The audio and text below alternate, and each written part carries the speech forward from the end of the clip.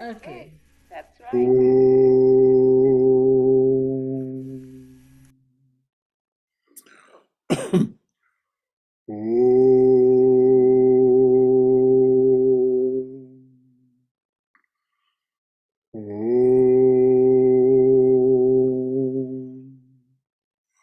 Om Sahana Bhavatu Sahano Bhunaktu Sahaviryam Karavavahai Tejasvina Vaditamastu Ma Vidvishavahai.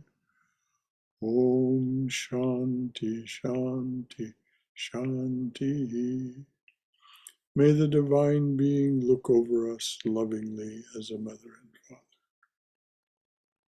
May the Divine Being support and nourish us as a mother and father. May we have the strength and skill to study together the art of spirituality. May no misunderstandings arise amongst us. Om, peace, peace. Peace and beneficence be unto us and to all beloved beings everywhere. And I've reconsidered Swami. That was a sweet thought you had, to see if anybody else shows up. So here we go. Father McGillicuddy comes into the chapel one morning and discovers that the slates on the roof have slipped and the rain is dripping through. So he calls Thomas, the handyman, and says, Thomas, will you come and take care of this roof for us, please? It's leaking and the slates have slipped. So Thomas gets up on the roof, and sure enough, there's this hole, and he peeps through the hole, and there's Mrs. O'Leary sitting in the pews telling her beads. And he says, well, I think I'll have a little fun with her. So through the hole, he says, yoo-hoo, it's Jesus. Well, she doesn't bat an eye. She just goes on telling her beads. He thinks, well, the old dear, she's going a little deaf. I'll turn it up a little. Yoo-hoo, it's Jesus. Well, again, Mrs. O'Leary doesn't even bat an eye, she just goes on with her beads. And he says, well, she's gone stone deaf, I didn't know. I'll really give her a belt here, she says. Yoo-hoo, it's Jesus! And she rolls her eyes up to the roof and says, ah, my boy, can you not see I'm talking to your mither?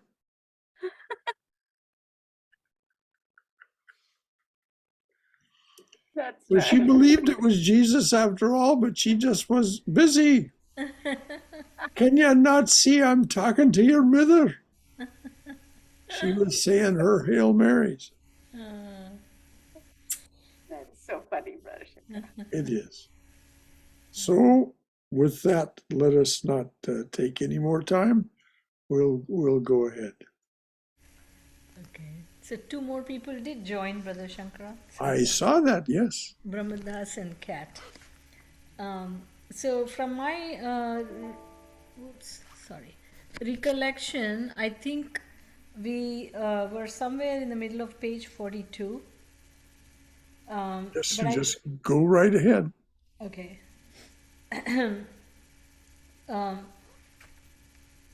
These beautiful sayings of Sri Ramakrishna illuminate this subject of divine grace.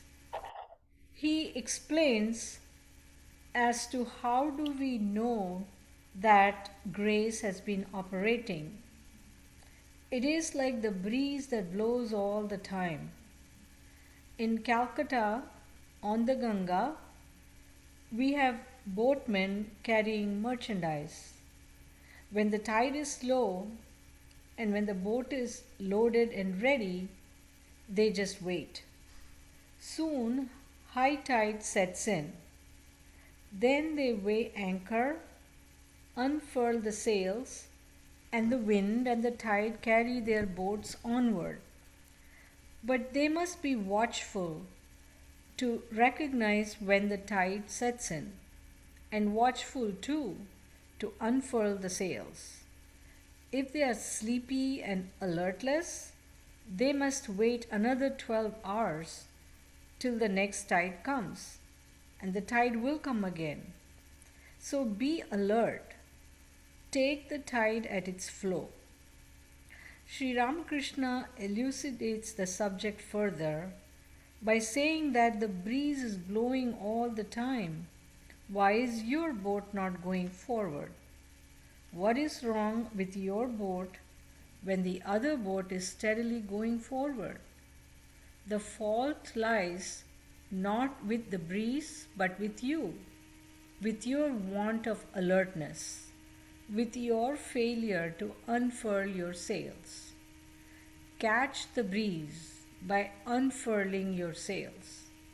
That effort of unfurling your sails is yours, but the wind of grace is always there. Sri Ramakrishna. Now, just a moment. Does anyone have any idea what the master means by unfurl your sails? I think he means to do your spiritual practices, your meditation, and repeat your mantra, and read scriptures, and have holy company. All of those things, yes, Brahmadas, very good. But the primal thing is yearn, unfurl your sails. You want to catch the breeze, so you must yearn for it. It is that yearning that causes us to do all the things that you mentioned. So nurture that yearning. Let that yearning be strong in you. To unfurl your sails means to let yourself be a spiritual aspirant and yearn for the grace of the divine, the grace of the holy ones. But what is it we're really seeking? We're seeking freedom and happiness. And so, the short form that it's been put into here is what deserves your attention. If your attention goes to that which will carry your boat forward, then you're unfurling your sails. If your boat, if you're distracted and don't notice that the tide is rising and that the breeze is blowing, you want to have a cigarette or this, that. I'm just thinking about the boatman having a smoke and so on, as Sri Ramakrishna sometimes says. So it is to nurture that feeling of wanting happiness and freedom, real happiness. That is to unfurl your sails. Then all the rest of this is tending to the boat as it goes forward. All the things that you mentioned, Ramadas, and the master says, then of course they have to stay alert. They have to, make the boat go where it should go, and so on. So you're absolutely right. But there's this kind of predisposition of yearning that's what really unfurls our sail. Any other comments or questions from anyone? I was going to say that the spiritual processes like the mantra and the prayer, and that could be used to ask for the grace so that our yearning will get stronger. You're right. You're right, dear. It is a feedback loop. It is an ascending spiral. So we ask for more yearning, but we have to start with attending to the fact that there is that yearning. As Winston Churchill, that old reprobate, but nevertheless he had some wisdom, said, many people stumble over the truth and then get up and walk on as if nothing had happened. This is people who are ignoring that which will correct their steps and not allow them to stumble as much anyway. So you're right, Swami, it is a feedback loop.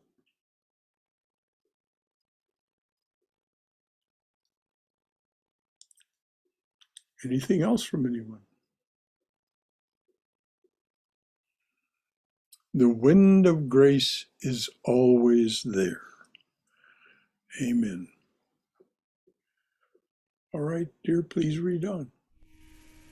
Sri Ramakrishna brings out, through a fascinating parable, the attitude to pleasure and to other dualities of life on the part of one who has surrendered everything to God.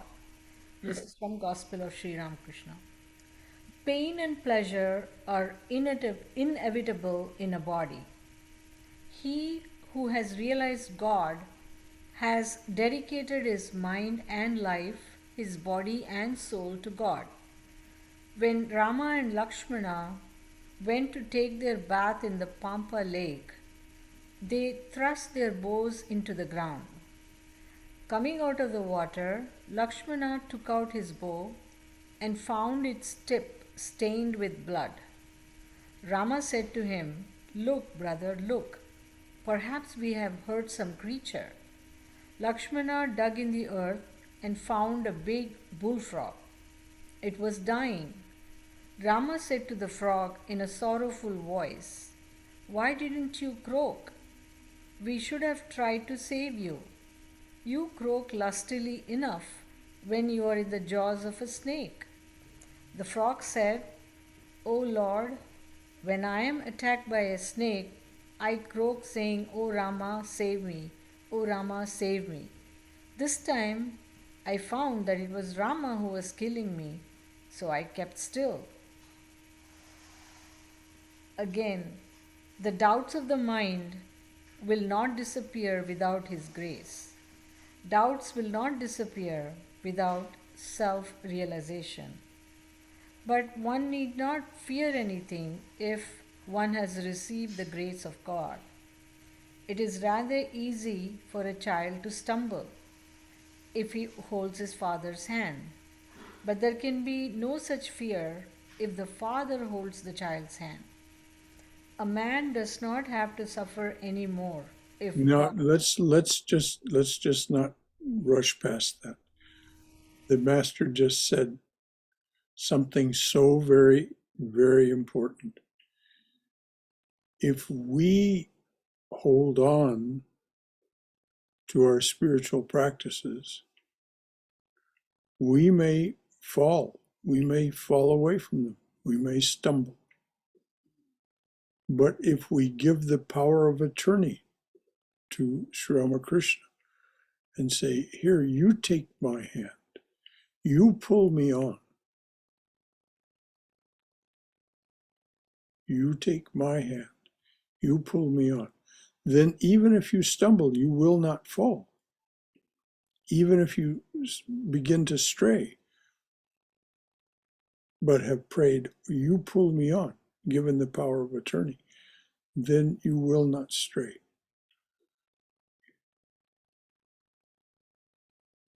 So this is such an important little metaphor that the master said. So it is rather easy for a child to stumble if he holds his father's hand, but there can be no such fear. Remember, the master's words are pure and absolutely powerful. By absolutely powerful, I mean they must come true. But there can be no such fear if the father holds the child's hand. So we offer ours rather than, this is the whole idea of self-surrender. I, and it's there in every one of the yogas. We must ultimately give over this small self to the divine and put it in the divine's care. It's there even in Jnana Yoga, as we will hear on Sunday.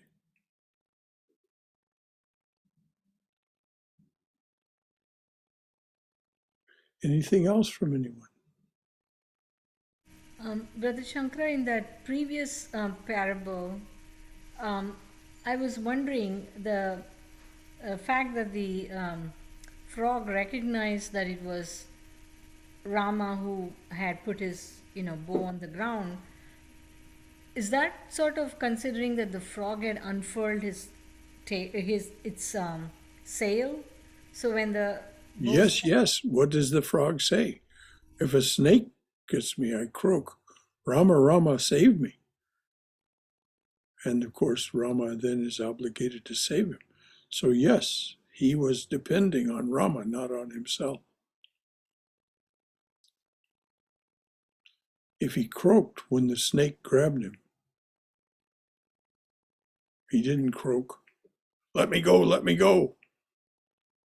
No, he says, Rama, save me, Rama, save me. So you're absolutely right. He had unfurled his sails. But then when he noticed it was Rama killing him, well, what more blessing can there be? Actually, it was Lakshmana that killed him, but Rama and Lakshmana are nothing but the same being in two different forms. This is what the Ramayana tells us.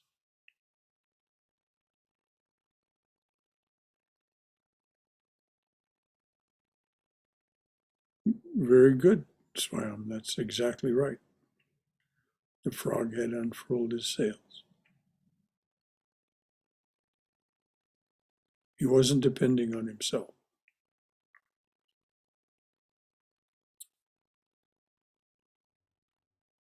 Anything from anyone else? Okay, dear, please read on. The doubts of the mind will not disappear without His grace. Oh, I already read that. But His grace descends upon him only after he has prayed to God with intense yearning of the heart and practiced spiritual discipline. The mother feels compassion for her child when she sees him running about breathlessly. She has been hiding herself. Now she appears before the child. But why should God make us run about? Thought M.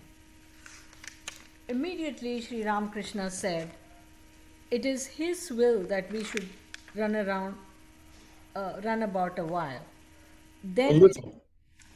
It it is is His will that we should run about a little. a little. Then it is great fun. God has created the world in play, as it were. This is called Mahamaya, the great illusion. Therefore, one must take refuge in the Divine Mother, the cosmic power itself. It is she who has bound us with the shackles of illusion. The realization of God is possible only when these shackles are severed. And Exalted. we let us keep in mind that that is exactly why Sri Ramakrishna came. So if we put our hand in his, what does the evening hymn say? Breaker of this world's chain. How great was thy sacrifice, freely choosing thy birth in this prison, our iron age, to unchain us, to unshackle us, and set us free. So this is what Ranganathananda is pointing us toward.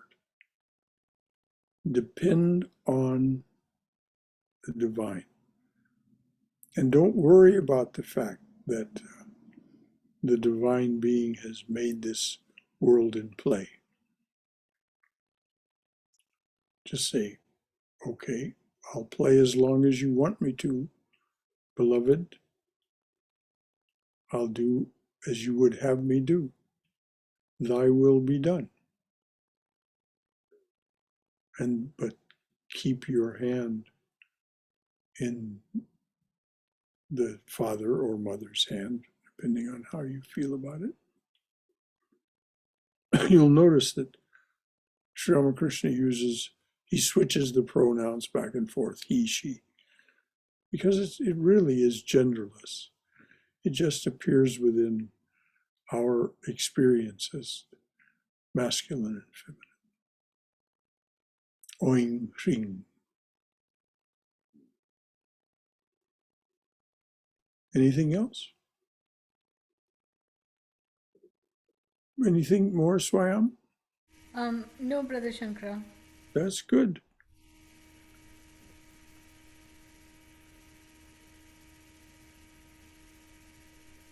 Please go ahead. Okay. Exhorting householders to live the heroic life, Sri Ramakrishna said, Master, to Keshav and the other devotees. Master, so he's speaking, sorry. There's a colon after that. They are heroes indeed, who can pray to God in the midst of their worldly activities. They are like men who strive for God realization while carrying heavy loads on their heads. Such men are real heroes. You may say that this is extremely difficult, but is there anything, however hard, that cannot be achieved through God's grace?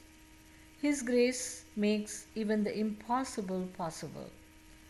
If a lamp is brought into a room that has been dark 1,000 years, does it illumine the room little by little?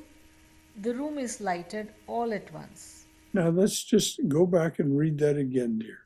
Okay. Once again, the master is just start from exhorting the householders. Okay.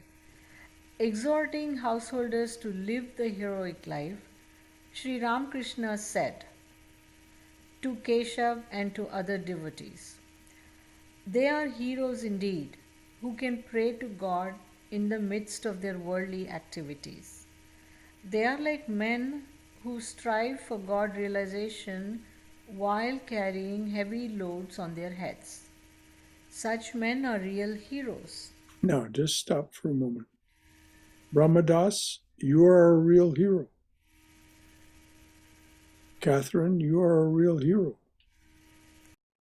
Triguna, you are a real hero. Swayam, Ima, real heroes. Because you're doing exactly what he says. You're carrying the heavy burden of householder life and all of your duties on your head, and at the same time, you're calling out to God through your spiritual practices and just through your heart's yearning. And it is the heart's yearning that powers all the rest of it, as was said some minutes back. So he's speaking about you directly here. They are like people who strive for God realization while carrying heavy loads on their heads. Such people are real heroes. You may say that it is extremely difficult, but is there anything, however hard, that cannot be achieved through God's grace? His grace makes even the impossible possible. So never be daunted. Never just keep saying, whatever it is that I'm facing. Over and over I heard Swami Swahananda pray out loud. He prayed out loud so that we could hear him. We were in his room, we and some other devotees and so on. Courage art thou, speaking to the divine. Courage art thou, endow me with that courage. Fortitude art thou, Grant me that fortitude. Compassion art thou. Share with me that compassion. Why was he asking for compassion? Because we need compassion for ourselves before we can be compassionate with others. So he was asking, asking, asking. Swami Swahananda, this mighty soul who did so much great work, was opening his heart and asking. And he was saying it out loud so that we would hear and we would remember. And I'm repeating it so that it may inspire you as it inspired me. We ask, we ask. Courage art thou. Endow me with that courage. Fortitude art thou. Grant me that fortitude. Compassion art thou. Share with me that compassion. This is what purifies the left mind. This is what purifies our waking awareness. Any comments or questions from anyone? Brother Shankara, the heavy loads on the heads, sometimes it's not the difficulties we face, sometimes it's just the entanglements, the magic to which we are attracted, and to pray to God to keep our focus, that the transience of all these worldly things, that can be a burden too. Well, this is all included in Sri Ramakrishna saying the heavy load. Everything that a householder faces as their worldly life, as the life of being a householder, that's included in the heavy load. So just what you said, the entanglements, the distractions, that's all part of it. That's all part of that heavy load. I may have mentioned just one thing or another, but it's really all of that swell. You didn't mention anything, Brother Shankar. I was reminding myself that most of the time when it comes to heavy load, we think of troubles. Yes. Then the thought came to me that not necessarily the difficult times, but the good times can also. No, it's the everydayness. It's the everydayness that is the heaviest load. Every day and every day and every day and every day and every day. Our prarabdha karma, carrying us. We wake up each morning and there it's there, our prarabdha karma. Our prarabdha karma shows up as our samskaras. Our samskaras make us believe in the continuity, so we seem to be the same person who went to sleep. We're not at all, but it seems so. The Buddha tells us very clearly, you're not the same person you were a moment ago. Stop clinging to anything. But our prarabdha karma are samskaras. So it's the everydayness. It's the everydayness. I gets weary and sick of trying. I'm tired of living, but scared of dying. That old man river, he just keeps rolling along.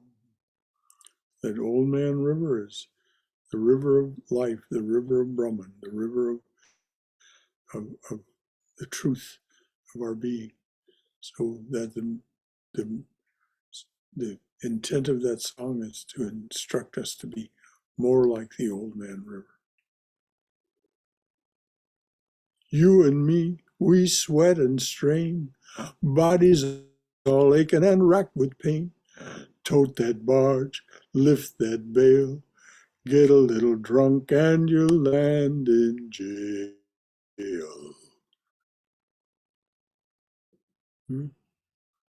This is the life.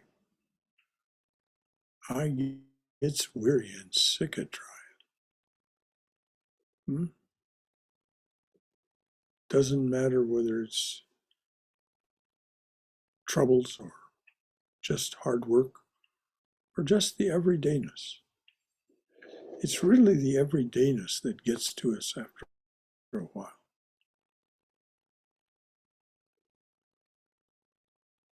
Isn't that so, Haima? Yes, Brother Shankara, definitely I agree with this. You and this chapter, these paragraphs. You know, when you trust God and depend on Him, you can get through all the burdens. They become lighter and then lighter and lighter as you practice now. And self-realization automatically comes to you, and doubts will fade away from us. Slowly, slowly they fade away. It's a process. We may not become monks, but at least we get there slowly. You don't need to become a monk. Sri Ramakrishna was very Really, that's what I tell myself. We don't need to, but as long as we realize ourselves, we can understand the world better. No doubts anymore. If you wish to become a monastic, That's a different. because the vows of a monastic are a shield against the world. You know, they're proof to you and to the world that you have set the world aside, That is the true. worldly pursuits. Then there's reason to take refuge in monasticism. It's not a way to run away from the world. It's a way to simply set the world aside. Your prarabdha karma is going to be there, monastic or householder. It's going to be there. We have to finish that. We have to do that. What does the master say? If a lamp is brought into a room that has been dark 1,000 years, that is, it illumine the room little by little, the No, room is lighted all at all at once. once. Yes. That's what happens to us. We wake up to the fact that, oh, there is something far greater than myself. Definitely. I am and thou art. And then slowly, slowly we understand thou art and therefore I am. Yes. Totally agree with that. Okay, dear. Brother Shankara, Yes, dear. I cannot but help wonder that it's our prarabdha karma itself that puts us in wherever we are. I mean, if I were meant to be a monk, I would have been drawn in that direction. If I were meant to be, a king, I just feel like it is just God that places us wherever we are supposed to be. That's what the master said just a little bit ago. It's Mahamaya, the divine being, which we are behind the screen. It is not that something is imposed this on us. We imposed it on ourselves. But that's a long way to get there. But it is the will of the divine that we should run about a little, that we should have this prarabdha karma and do what it prompts us to do. So yes, if you had been if your karma had been different, then your life would have been different. It isn't like it's predetermined precisely, but the vector, the things that do determine the effects are there already.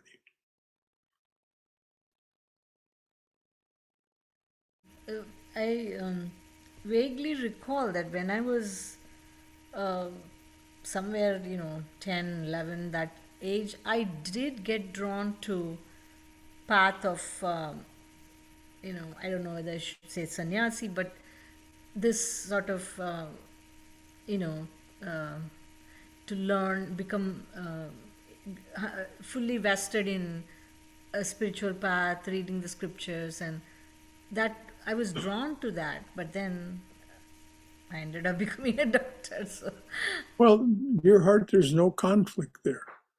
It's just that when you were 10 and 11, you were still, up until age 12, the connection at the top of the head, the foramen, that little hole in the top of our head, closes sometime when we're 2 or so, something like that. The bone grows across, but the connection remains, apparently, according to what the yogis tell us, that connection remains until we're 12 or so, and puberty begins. And so we're very much connected to that which we were in past lifetimes, and all of the grace and illumination that had come into those lifetimes. And so we then, when puberty begins, then a whole other era of life begins. This is when you begin your brahmachari phase. The next, between then and 25 to 30 years old, is the brahmacharya phase. And then you enter the grahastha phase, the householder phase, or the monastic phase, if that's the direction you're headed. For most people.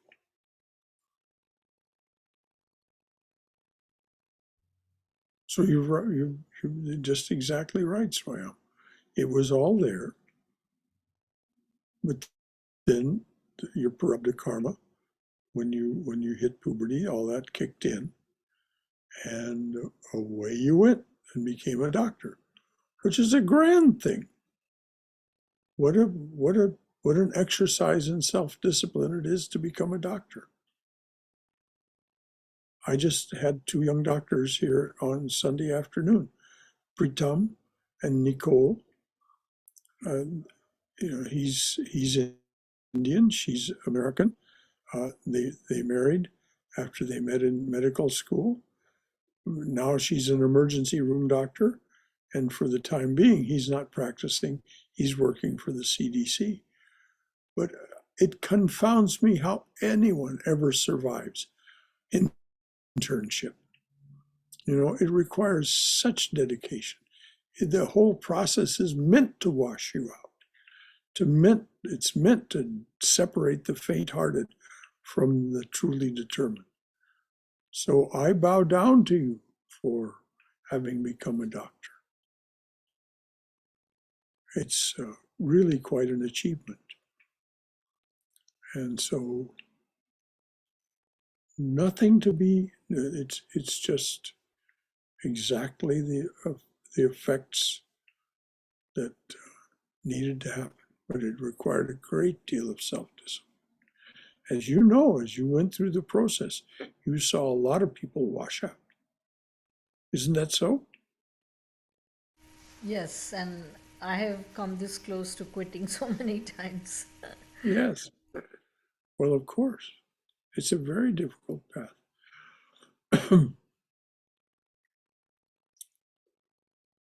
Anything else from anyone?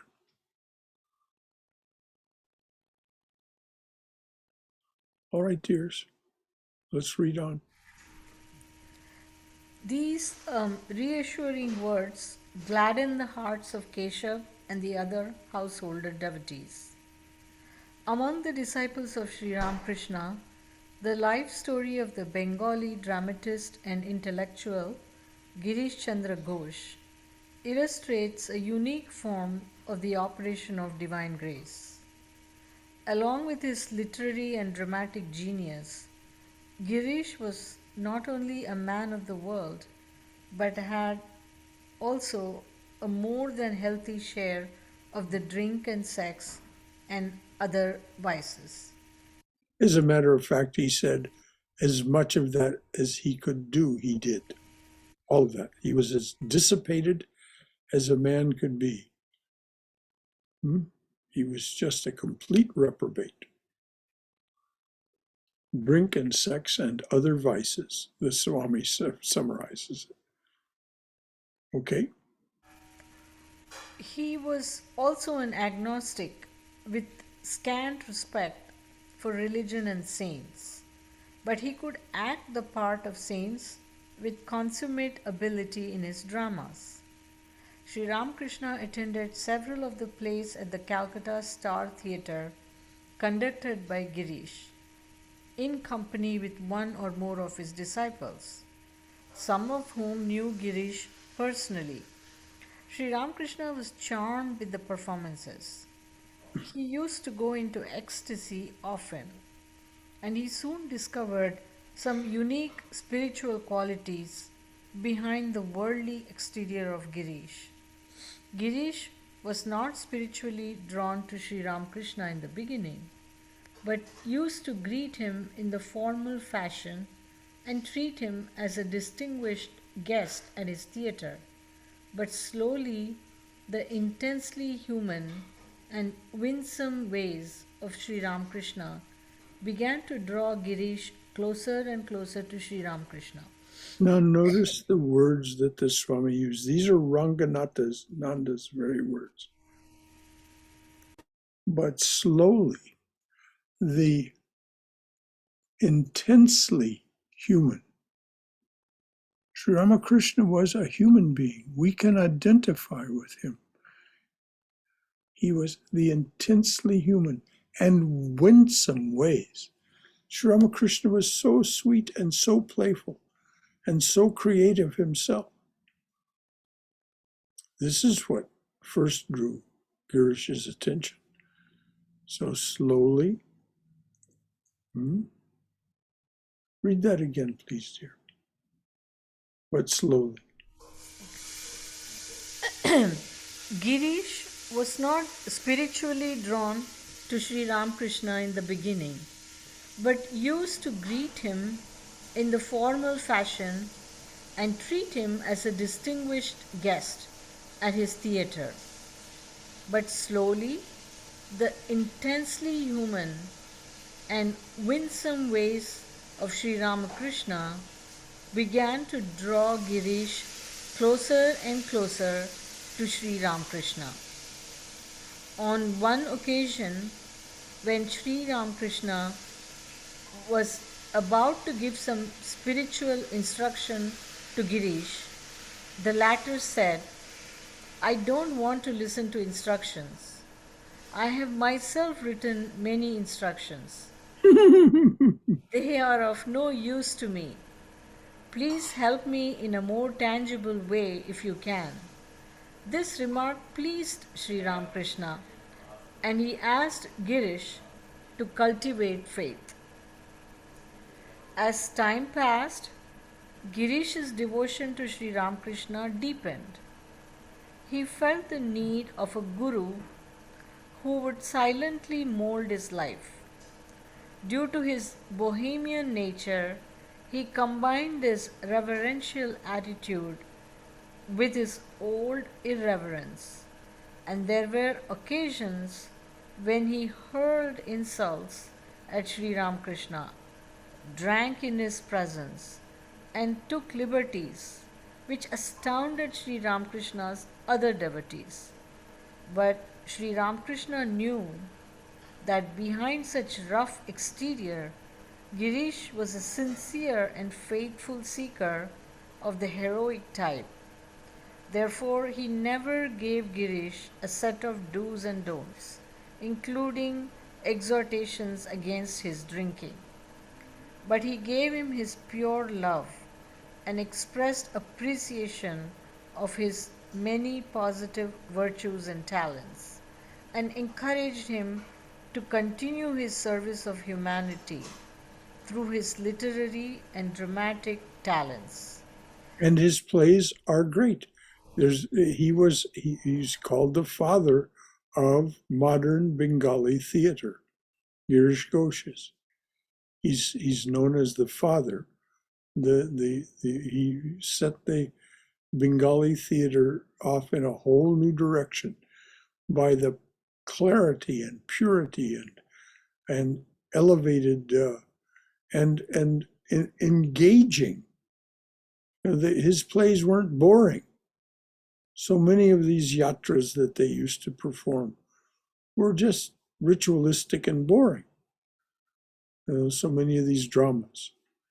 It isn't that there was anything wrong with them, but they were just very, if you will, Brahmanic, creations of the Brahmins, who weren't particularly entertaining. But Girish, when Sri Ramakrishna said, continue your service to humanity through his literary and dramatic talents. Yes, exactly that. Anything from anyone about any of that? Sri Ramakrishna treated everyone equal, Brother Shankara. Even though he had all these vices, he treated him so like everyone else in the room. He goes a little more extent in the gospel of Sri Ramakrishna. Yes, oh yes, there's a lot Yes, of he there's just a went lot of little explanation. lengthy stories about Girish, and it was just amazing to know that that's the way it should be. The thickest book. You know, we're studying the life of Holy Mother and Sri Sharda Devi, her divine play. The thickest book that Swami Chaitanananda wrote was his biography of Girish Ghosh. So fascinating and so remarkable is this man. And believe me, Chaitanananda would have not devoted that many pages to someone's life if it weren't deserved. It is because Sri Ramakrishna treated him equally. That's what the transformation of Girish Ghosh, slowly he transformed into the being that he wanted to be, the person that he wanted to be. From all the vices, he gave up the vices slowly. And if he had treated him, neglected him, that would not have happened. If he neglected him, or if he had lectured Belittled? him, exhorted Yes. him in any way, no, he simply Yes. valued him for what he was. What is the lesson? Find the gold in anyone that you encounter. This is when you say that Sri Ramakrishna treated everyone equally. What is behind that? The fact that Sri Ramakrishna found the gold in everyone. Qualities. He found the gold in Keshav. He found the gold in Surendra, who also had a drinking problem. He found the gold in each one of his direct disciples and brought it out with love and training. Oh, it's the story of Sri Ramakrishna is really quite remarkable. Total unconditional love he shows towards everyone in his room. Yes, And, it's because he is loving the self in us, exactly. the gold in us, the rough exterior, our rough and rowdy ways, as Bob Dylan puts it. Our rough and rowdy ways don't matter a whit. Brother Shankara, Yes, dear. I read something, like happened to come across something on the internet about the compassion of Sri Ramakrishna. Now I don't know how authentic it is, so you might be able to shed some light on that. But what I read was that when Sri Ramakrishna was towards the end of his embodiment, his throat cancer had gotten so bad that he could not even drink a drop. So Swami Vivekananda, I believe, was so affected by this that he went and told him that, why don't you pray to God to let your pain ease a little bit, so you can eat something, you drink something, because if you don't eat and drink, we also cannot eat and drink. So for at least our sake, you pray to God that to relieve your pain so you can eat or drink something. Then Sri Ramakrishna laughed, and then he appeared to mumble something, and as if he's praying, and then he said with a smile to Swami Vivekananda and the others gathered around him that, yes, I prayed to God, but God told me, it may have been Kali, that how long will you keep eating with your own mouth? Are you the disciple or are they the disciples? You can eat with their mouth. Um, you know, eat with their mouth. So Sri Ramakrishna tells Vivekananda, so if not for my sake, at least, he said, you guys have to eat more, eat an extra portion, because it is through you that I'm going to get the food. So he kind of like turned it around and convinced his devotees to eat. So I thought that was very touching, and This is indeed authentic. It is from, I think this is taken from the great master, or as Chaitananda published it, Sri Ramakrishna's Divine Play, as written by Swami Sharadananda. And the master said that Kali told him, "You are eating through all mouths. So don't fret about this." But then actually he was then able to drink a little after that. He was able to drink a little and take some farina pudding. That's all he could eat at the end, was just a little farina pudding, and take a little Ganges water. That's the only water he could drink. So, so yes, that's a good paraphrasing of what is there. And all kinds of other remarkable things happened toward the end of the master's life that indicated that that this was not what it seemed to be on the surface. As was just said a little while ago by Swami Ranganathananda, the Lord is able to make the impossible possible.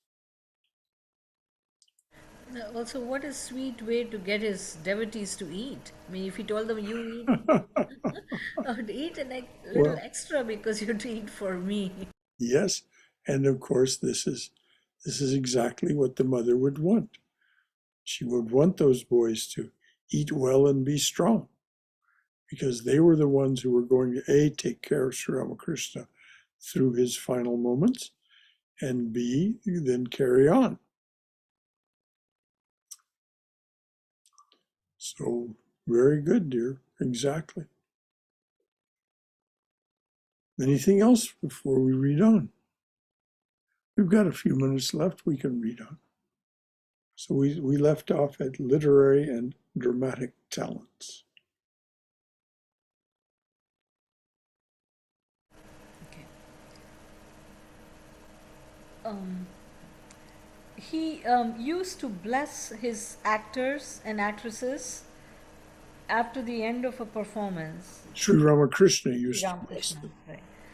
Expressing appreciation of their artistic talents. Through this, he transformed the lives of several of them, and not only that of Girish. On one occasion, Girish felt depressed that he could not keep up with his spiritual routine. Sri Ramakrishna was all along training Girish in a sense of perfect freedom and spontaneity. Hearing his complaints about his inability to submit himself to any routine of spiritual discipline because of his uncertain schedule of life as a dramatist and theatre manager, Sri Ramakrishna said in an exalted mood, "All right, you give me your Vakalatnama or power of attorney. Henceforth, I assume responsibility for your spiritual life. You need not do any routine spiritual practice." At this, Girish heaved a sigh of relief. He felt happy to think that Sri Ramakrishna, as his guru, had assumed full responsibility for his spiritual progress.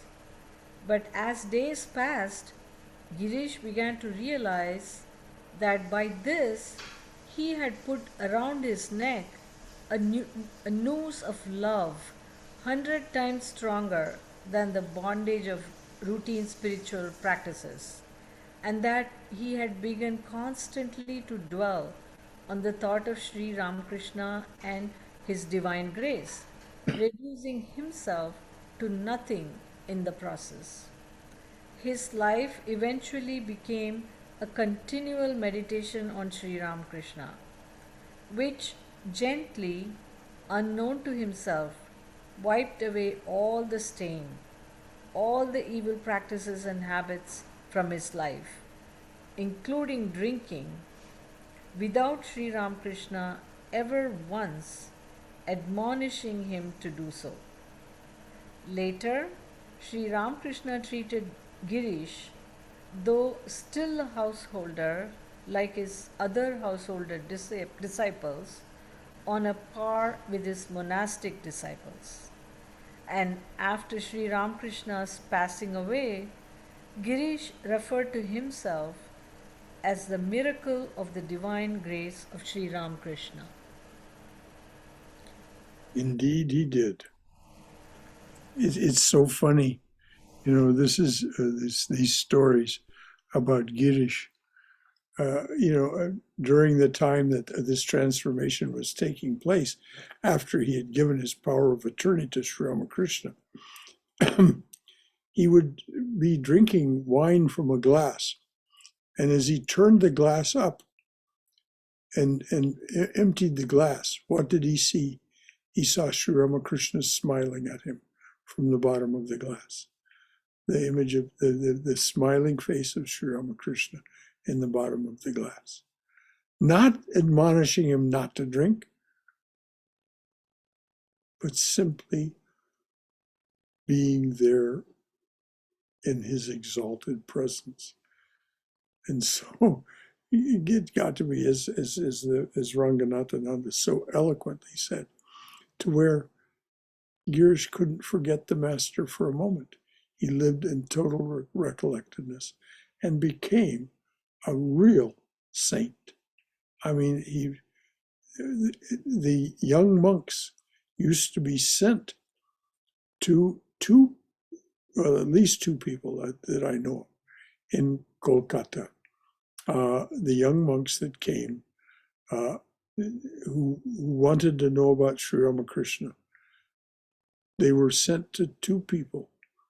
M, the man who transcribed the gospel, and Girish. These young monks would be sent to these people to hear about the life and teachings of Sri Ramakrishna. And of course, they went away very inspired because here were two men.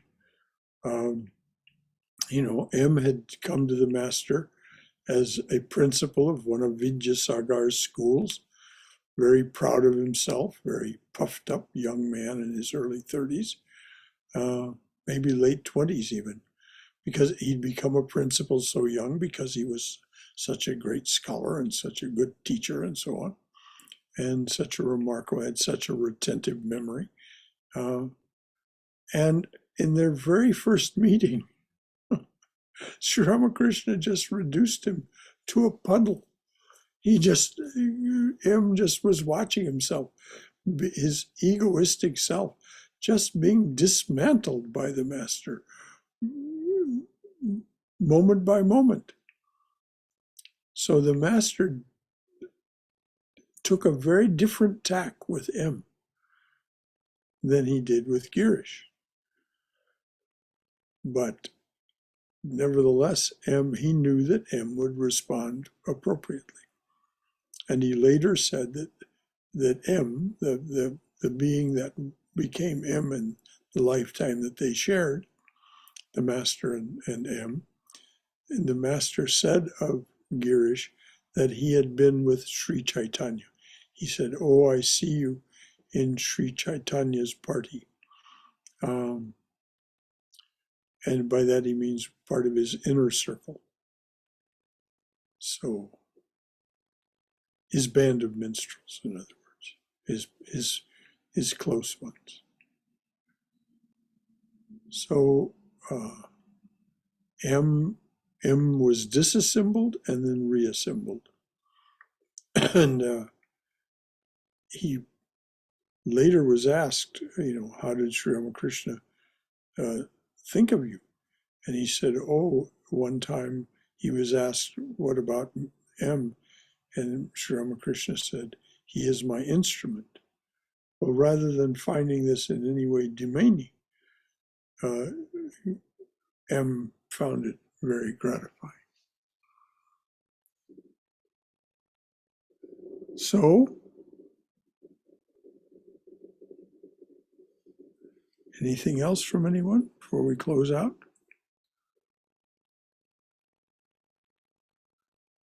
All right. Ramadas, how you doing?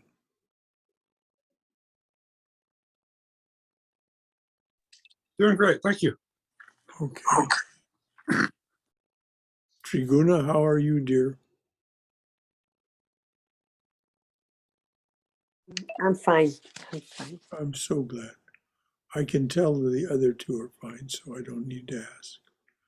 Those two, they had something up on the screen besides their face.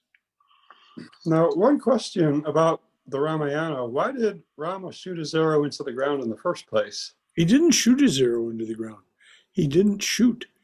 What happened is, if you go back and find the words, what happened is they were going to bathe in a lake. So they thrust their bows into the ground, to hold them upright. They thrust their bows into the ground. And Lakshmana's bow, they were sharp at the end. Not sharp like a pointed object, but sharp enough to pierce the body of this bullfrog that was buried just underneath the surface. As bullfrogs do, they bury themselves underneath the surface, so that when they're digesting their food, they're not available as prey. So they bury themselves. So Lakshmana pushed his bow into the ground and pierced the body of the frog, and so the frog was dying. And Lakshmana discovered it when he pulled his bow out and found that the end of the bow was stained with blood. And Rama immediately responds compassionately, "Oh, we must have injured." And by "we," he meant, because he lived in the recognition that he and his brother Lakshmana were one and the same being. We must have injured one of God's creatures. So then Lakshmana unearths the bullfrog, and they have this conversation. Of course, Rama and Lakshmana both could converse with all creatures, which is very much detailed in the Ramayana. And that's how it's pronounced, by the way, Ramayana.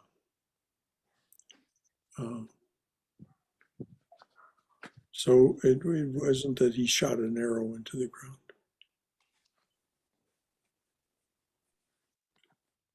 Anything else, Ramadas? And we can croak to Ramakrishna when we feel we're in danger, right? Oh, that's one of the messages of that story is,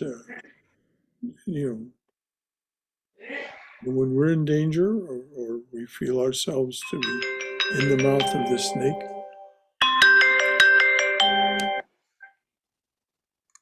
can't talk just now, let me call you back.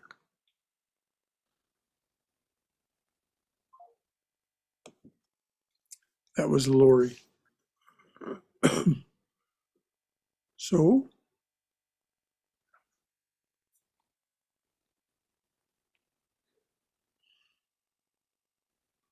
oh Lord, take my hand.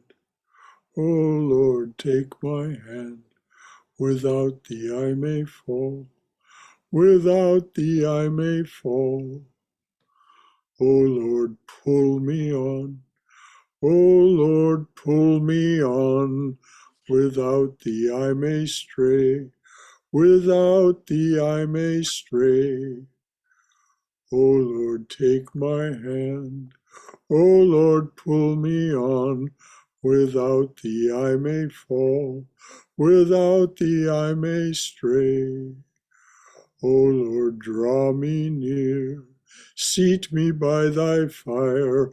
O Lord, draw me near. Seat me by thy fire. Thou art my all in all. Thou art my all in all. Without thee I may fall. O Lord, take my hand. O Lord, pull me on. O Lord, draw me near. Seat me by thy fire. Thou art my all in all. Thou art my all in all. Without thee I may fall. O Lord, fill this heart. O Lord, fill this heart. O Lord, fill this heart. Thou art my all in all. Thou art my all in all. Without thee I may fall. Om. Amen.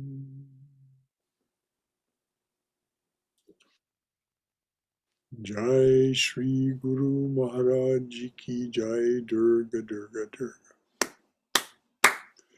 May we be safe, may we be healthy, may we be cheerful, may we have peace of mind, may we be always in the loving and protective embrace of the Divine Being as our Mother and Father. Om Hari Om. Shanti, Shanti, Shanti. Peace, peace, peace be unto us and to all beloved beings everywhere. So until Saturday,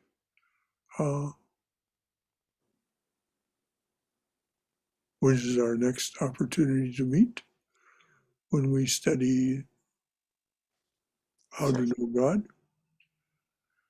And then Sunday, we're going to have an open forum on Jnana Yoga.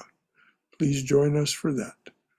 There will be in tomorrow's newsletter, there will be a link to download a PDF of our worksheet for the open forum, and we'll discuss what Advaita Vedanta Jnana Yoga is in some detail.